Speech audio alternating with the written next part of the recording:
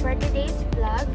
This is the second vlog in the subject of life, work, and writings of Rizal. And ang tatalakayin natin ngayon is kung sino nga ba talaga ang ating pambansang bayani. Ano nga ba ang talambuhay ni Dr. Jose Rizal? At ano nga ba or saang angkan nga ba siya nagmula? Ano yung ancestral tree niya? Sino yung mga magulang niya? At kung sino yung mga kapatid ni Rizal. So, tara at alamin natin kung sino nga ba talaga ang pambansang bayani.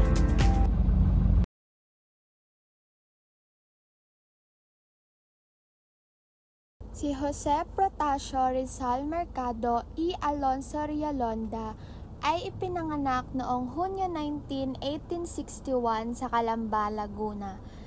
Si Rizal ay isang tunay na henyo. Siya ay manunulat, doktor, pintor, guro at makabayan. Siya ay may pambihirang talino sapagkat marunong magsalita ng higit 10 wika at naging dalubhasa sa mata bilang isang ophthalmologist. Isa sa pinakamahalagang kontribusyon ni Rizal sa ating bayan ay ang pagsusulat niya ng 2 nobela, Noli Me Tangere at El Filibusterismo. Ang mga akdang ito ang nagmulat sa mga Pilipino sa kalupitan at pang-aabuso ng mga Kastila. At dahil dito, nagising ang diwang makabayan ng mga mamamayan at tuluyang sumiklab ang himagsikan laban sa kolonyalismo. Bagamat hindi siya direktang lumahok sa armadong pag-aalsa, si Rizal ang nagsilbing inspirasyon sa rebolusyon.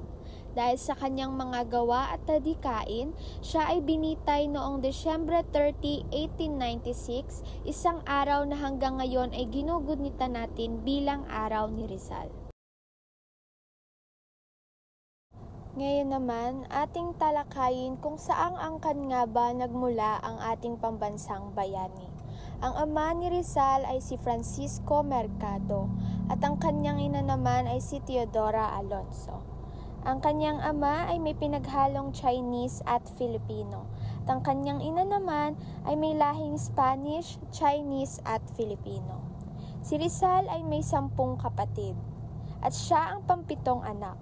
Ang mga kapatid niya ay sina Saturnina, Pasiano, Narcisa, Olympia, Lucia, Maria, Concepcion, Josefa, Trinidad at Soledad. Bilang pagtatapos, ang buhay at pinagmula ni Dr. Jose Rizal ang naghubog sa kanya bilang taong may malawak na pananaw at may tunay na pagmamahal para sa bayan.